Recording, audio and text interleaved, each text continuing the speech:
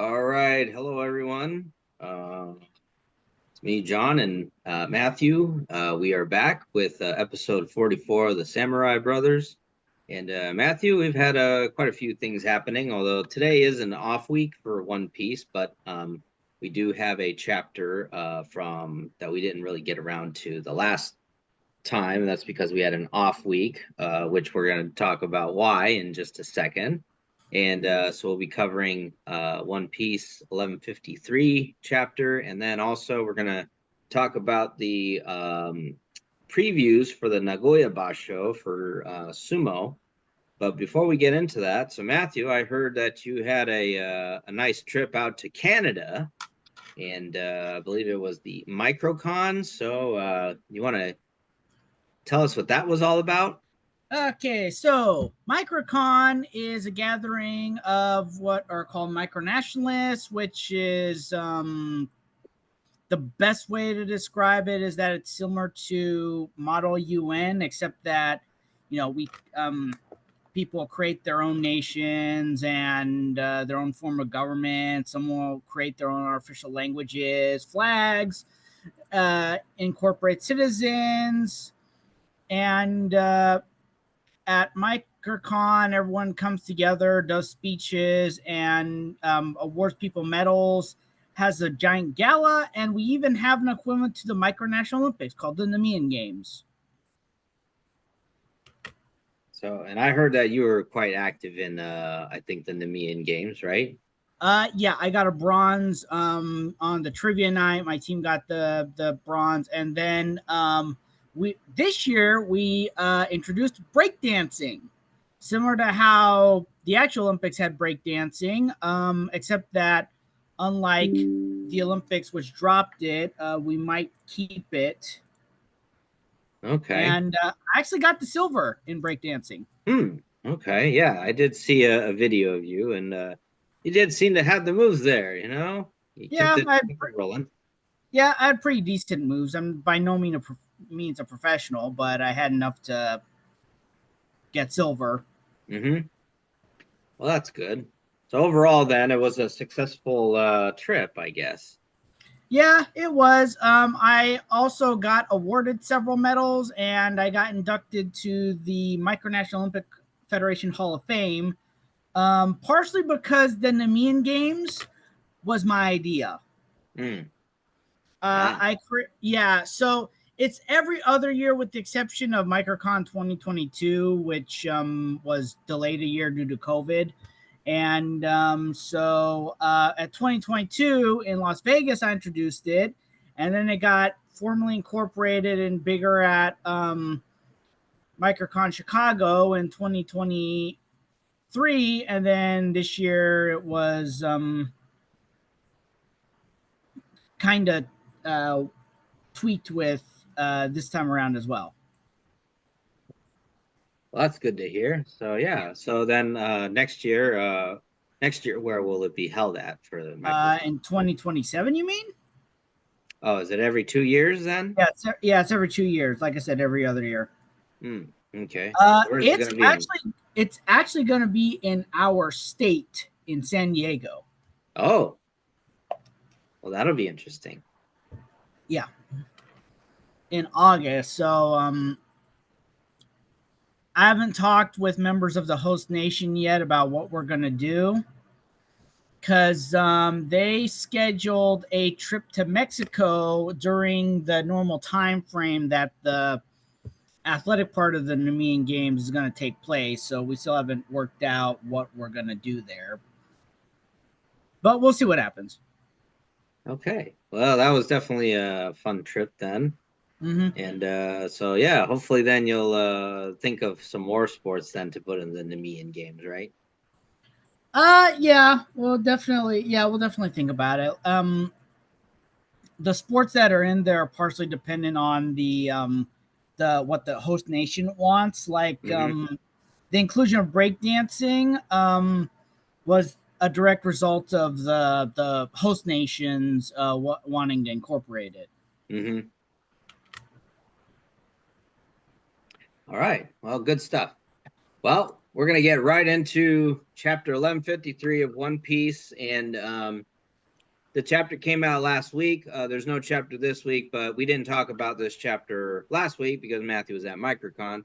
So, Matthew, we're going to get right into it. And boy, this is a loaded chapter in a lot of ways. Wouldn't you agree?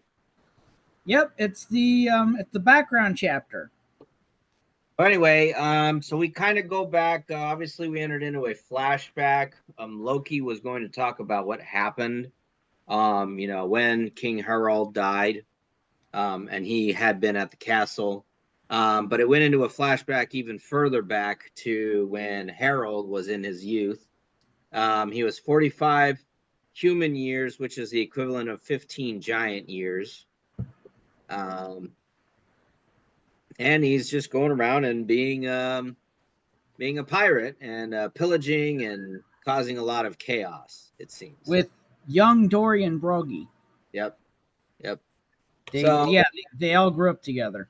So the interesting thing that they come across is while they're sailing, they come across Bunt Kingdom in the New World. And they find that there's a giant there who seems to be in captivity. And with that being said, Harold doesn't take too kindly to that. And he destroys the town there and rescues the giant, whose name is Ida. But she didn't really want that because, as it turns out, she had been rescued by the people of Bunt Kingdom. And all she was really doing was being a circus attraction, it seems. Yeah, she was. She actually liked the people that had of the Bunt Kingdom, and she was just playing a role, which she actually was thankful for because it provided for her. And when Harold quote unquote rescued her, she was not happy and gave Harold something that he'd never gotten in his life. Yeah, she basically slapped him to oblivion. Yeah. It seemed. So, and then she basically goes into, just about how his way of thinking versus her way of thinking. The fact that he's comparing himself to the humans, calling them tiny and stuff, it really hit a sour note with her. And with that being said, it seems to kind of change things within Harold. Obviously, they rebuild the town, but then Ida, and then he also apologized to the people of the Bunt Kingdom. But somehow Ida decides to go with them. So then we come across to about 105 years ago. Harold decides that he's going to do things differently. And he wants to expand on his connections to the human world. And of course, obviously, this turns out to be, a bit different than what people are thinking. And, someone mentions that Dory and Broggy are doing stuff, but they're not. Obviously, Harold says that they're following a code of honor and that they've not really done things significant that warrants, his, how would you say, intervention. Yeah. So then we get into, it seems, so he goes on these adventures. Ida is going with him. And then it turns out that 81 years ago, Ida bears the baby known as Hildine. However, we have these elders on Elbaf that are saying that because she's not pure blood, because as it turns out, she was born in let me see here. Kind of forget where she's from. Oh yeah, she was born in the South Blue. Yeah, she's not a Elbaf giant, just like or she's not like I don't know if they're saying that she's not a pure blood or something like that. So it's interesting. But again, this is the second giant I think we've seen not born in Elbaf, obviously after Hagwar D. Sol. So it probably seems like there are giant communities out there aside from Elbaf, it seems. Yeah, and it would make sense that you'd have a race. Not to mention, you've got the blending of like the Buccaneers, who were somehow giant, like giant human hybrids, which we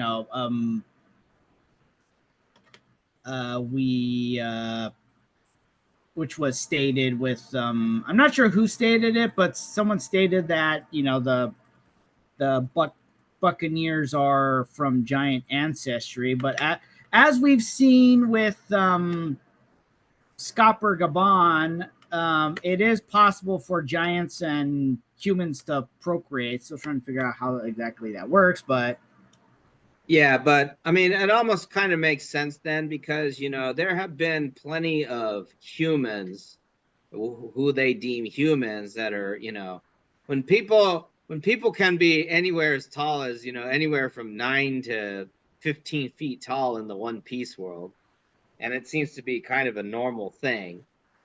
That could indicate then that those people could be descended from giant and ancestry. right, like well, it's I've seen some interesting fan theories about the idea of Oni, like Yamato and uh, Kaido. Kaido possibly being of giant descent. But yeah, you do have people like Charlotte Linlin, who was Yeah. specifically stated not to be a giant, and then Edward Newgate, who again was specifically stated not to be a giant, but they're these really tall guys. I think Linlin alone was, I think, like 20 feet, 28 feet tall or something like that. I'm Yeah, gonna look up. something huge, and they're not giants. And Yeah. then we see other people like the original admirals, who are what, 9 feet tall or something like that. They're not short. Yeah. Linlin clocked in at 28 feet 10 inches. Well, and Katakuri, like Charlotte Katakuri, for example, is like what, 10, 11 feet, something like that. Yeah. So yeah, it's possible that we've had giant interbreeding before, because we've got these people who, like I said, are stated to not be giants, who are tall. Oh, isn't what's his name? Doflamingo pretty tall as well? Well, like, okay, Kaido, 23 feet 4 inches. So, to them it's like, and then yeah, Doflamingo. I think Doflamingo, yeah, he was pretty tall too. It's 10 specifically feet, 10 feet exactly. well, Bartholomew Kuma has specifically stated to be the Buccaneer race, which are this race of people who were descended from interbreeding with giants. So Let's see, Mihawk is kind of on the shorter end in the One Piece world at 6'6". that's So still relatively within reason, normal proportions, though. yeah, but I think It is funny though when he and Zoro and Luffy are by each other. Zoro and Luffy and Sanji, they're not exactly 6 foot, but they look normal by him. well, because I think Brook is the either Brook or I think Jinbei is the tallest member, because Brook is 9'1". What about reworked Frankie? I thought he's the tallest member. Oh yeah, he might be the Granted, he's a cyborg, but yeah, that's true. He would be a cyborg. Let's see here. He's 7'10" after the time skip.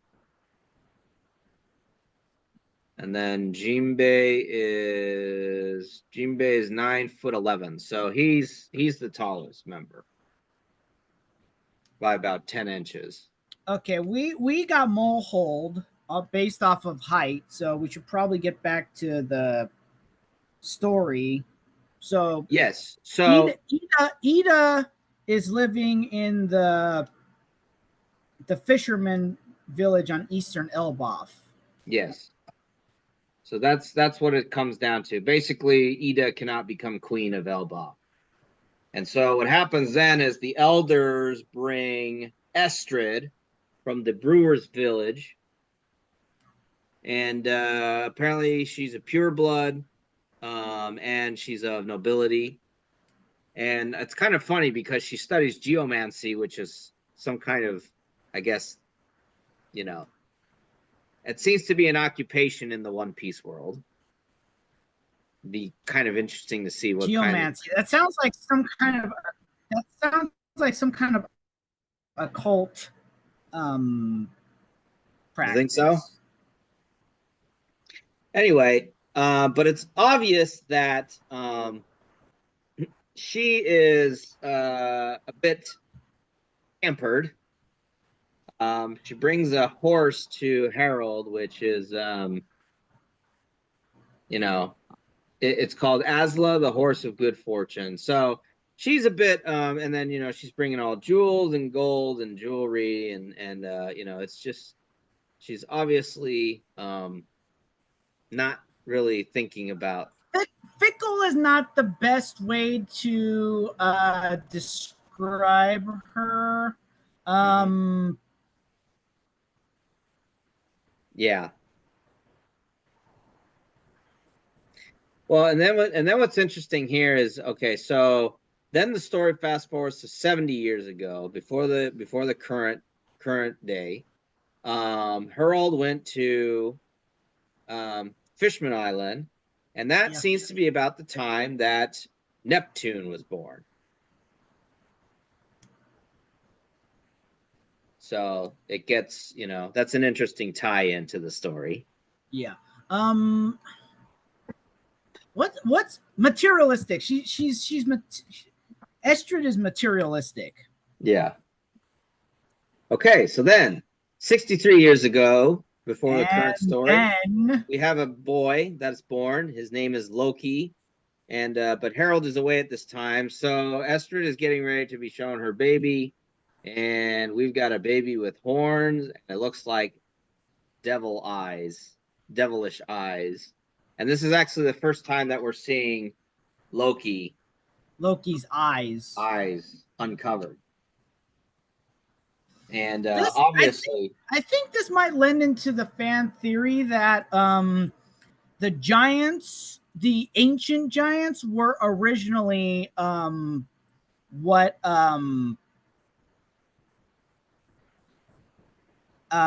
like possessed Dorian Broggy might have looked like. They might have been actual demons that procreated, and then over time the pure demonistic tendencies got fizzled out, but like the horns and like the tall nature, it's like that stuck around. And in the case of Loki, the demonic eyes came out in the genetics.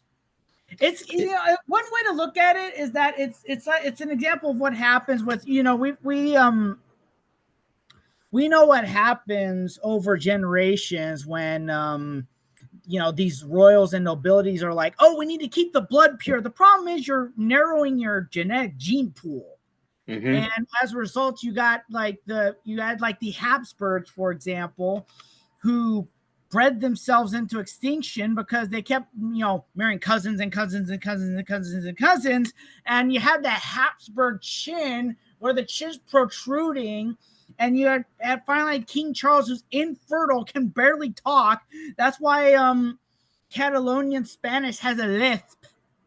because he couldn't talk properly. Sorry to people who have actual lists, but there's just it's an example of what of how things influence that. I was actually reading that like the Meiji Emperor, he had clubbed feet because he'd leading up the Japanese emperors weren't exactly known for they typically didn't go to the point where they were inbreeding with close relatives. I mean, it did happen because there was plenty of like cousins and stuff like that. There was plenty of interbreeding within that particular. Yeah, I was gonna say within that generation of like the Meiji Emperor and the Taisho Emperor, the Meiji Emperor, he had club feet because he'd reproduced with he was the result of recent family inbreeding to the point that he had club feet and could barely stand up. That's why most pictures of the Meiji Emperor, both real and painted, he's sitting because he could barely stand up. And then the Taisho Emperor literally went insane. That's this. Well, and that's another example. I forget who the what's it called? I forget who the Meiji Emperor's queen was, but she was infertile. He was the last emperor to have children with concubines. The Taisho Emperor was the result of and even with that, he still, the Taisho Emperor still went insane because of the all the interbreeding. It was just too much. And I'm surprised that, like, for example, the Showa Emperor, aka Hirohito, aka the World War II Emperor, he married a cousin, and that since then they've kind of turned out fine. Probably helped that the Heisei Emperor married a commoner, and then since then they've married commoners. So we go back to the fact that Estrid had immediately denied. Yeah, immediately because disowned. of his. Yeah. Disowned Loki. So Loki is not. Let me see. And then she's going to try and kill him. There's an interesting text box that comes up. The most unfortunate of all living creatures is the one whose very existence is denied by its mother in the moment of birth. And so obviously she is just denying him that, that he is her son. And it looks like she's abandoning her post, getting ready to go back. She wants the kid gone. And it's kind of funny because there is one of the guards suggests the underworld. And so Loki is thrown into the underworld. However, with that being said, Loki, determined to find his way back up, is trying to climb up from the underworld. And so I think that's probably the most impactful picture of this chapter is just his trying to exist. And he was determined to survive, and as we know later on, Harold acknowledges him as his son. Right. But there's a lot of misfortunes happening. Estrid is falling sick. And it looks like she did consult a fortune teller who said that there was a prophecy made that actually it says before Loki was even born that Harold would be killed by his own son. And then Harold's having problems with national relationships. Because the world government's saying isolate them. Right. And then the other thing is, Edaz is encouraging Hilding to see. So it looks, even though Estrid was trying to say that, there was no baby, it was stillborn, all this stuff, it looks like word did get out that, my guess looking at this again was that somehow Loki did find his way back up to the castle. And Yeah, because he was determined to live. right. You know, Because how else then would Hilding know he had his brother? You know, something that was brought up is that the unknown person that he's taught that Loki is Den Mushi talking to might be Ida. Cause think about it, what person would talk to someone who's been accused of all this stuff? Possibly it's I've seen this fan theory as well, and I'm willing to entertain the possibility that Ida might have essentially adopted Loki. Like like I said, he never became she never became queen, but that didn't mean that she didn't extend that motherly love to Loki. Very true. In spite of what, because she might have known the truth of what actually happened. Well, and what's his name? Well, to conclude the chapter, it says all the misfortunes that fall upon Elbaf will be known as Loki's curse.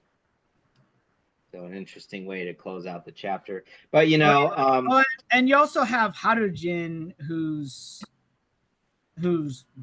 disowning Loki as well, specifically because Loki is his half brother, not his full brother. But you have Ida, who's just like, he's your brother. Yeah.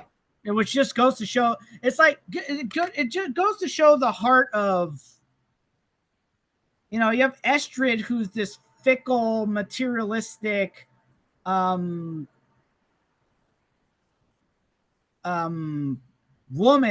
who expected to have this handsome prince, and then when he got the devil eye, she's like, no, I don't want him.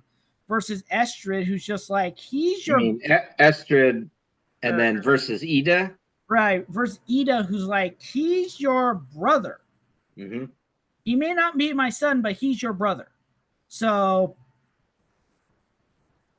you just have these direct opposites, and it looks I'm willing to bet that the way things are going, Esther is probably gonna, whatever illness she has, she's probably gonna pass away. Yeah. And then another interesting thing that what's his name from GLR mentioned is that Ida might be the first actual birth parent, birth mother, yeah, because typically mother figures in general, because why am I drawing blank on her name? Not too many. Belmir was not Nami and Nojiko's birth mother, and she, are long. And then Nico Olvia, the list goes on. Yeah, mothers don't have a high survival rate in One Piece. Fathers, well, it depends on the father and the circumstances. Yeah.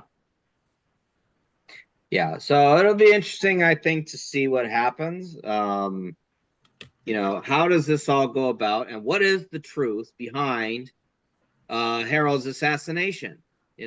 Was Loki really the one who did it? And could it have been because he was putting his father out of his misery? Could his father have been possessed? Or was it something else? So we'll have to find out. We'll have to find out what happens then. So with that being said, we do have it's clearly something that that what's his name, Scopper and Shanks saw. Mm-hmm. Yeah. So with that being said, we're going into the Nagoya Basho. It'll be starting next Sunday, Japan time, on the 14th of July. And so obviously at the top, Hoshoryu and Onosato are the Yokozuna. We have one Ozeki in Kotozakura. 3 Sekiwake in Daieisho, Kirishima, and Wakataka Kage. Wakataka Kage's promotion is not all that surprising, consider that he finished 12-3 at Komusubi, which forces that extra slot. And really, all Well, three of these guys. I was gonna say that the timing was also good as well because you had Onosato getting promoted, so you had one Ozeki, so they had to find a way to try to rebalance the Banzuke. Yeah, they got to balance so the Banzuke. That's the way they justified it, is that you get 3 Sekiwake, and that way they balanced out the Banzuke. Mm-hmm. So with that being said, though, all 3 of these Sekiwake still have a fighting chance of making it to Ozeki. Daieisho, he has 19 wins. Kirishima. Yeah, also I was gonna say Daieisho would have to not just win this Basho, win in convincing fashion. So yes, I think either Kirishima or Daieisho would need at least 13 wins in order to have a shot at getting to Ozeki. In Kirishima's case, he'd be returning. And then for Daieisho, he'd be trying for the first time. Wakataka Kage, though, his last 2 Basho, he would have to, well, because 2 Basho ago he was just rank and file Magashira, right? Yeah. So he'd have. So he's not making Ozeki next Basho. Not this time. That's just that's a good performance. Right, a good performance. Right, a good performance can set him up for making it next Basho. That's correct. The next Basho would have to be the one in which he gets up there. That's right. So that being said, though, the interesting one, and this busted a lot of predictions in the Guess the Banzuke game, was almost no one thought that Takayasu would remain at Komusubi, and he's the first wrestler in the 15-day period to go 6-9 and retain his Komusubi rank. Well, that's because everyone else, everyone else below him, M1 to M5 or M6, all M1 to M5, everyone had losing records. What was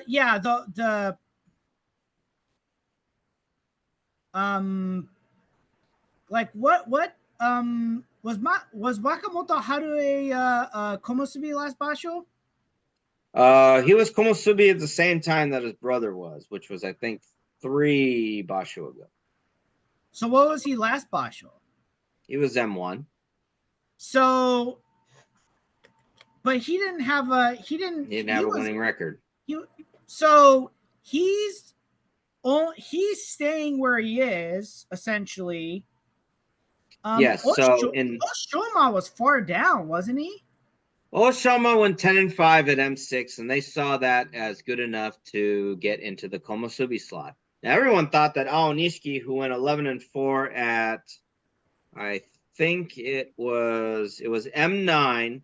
Everyone thought that he was going to get promoted from M9 all the way up to Komusubi. I think if he had gone 12-3, I think he would have got it. But as you know, the Kyokai is always. But he's now knocking at Sanyaku door. As always, the Kyokai can be very, very unpredictable. You know.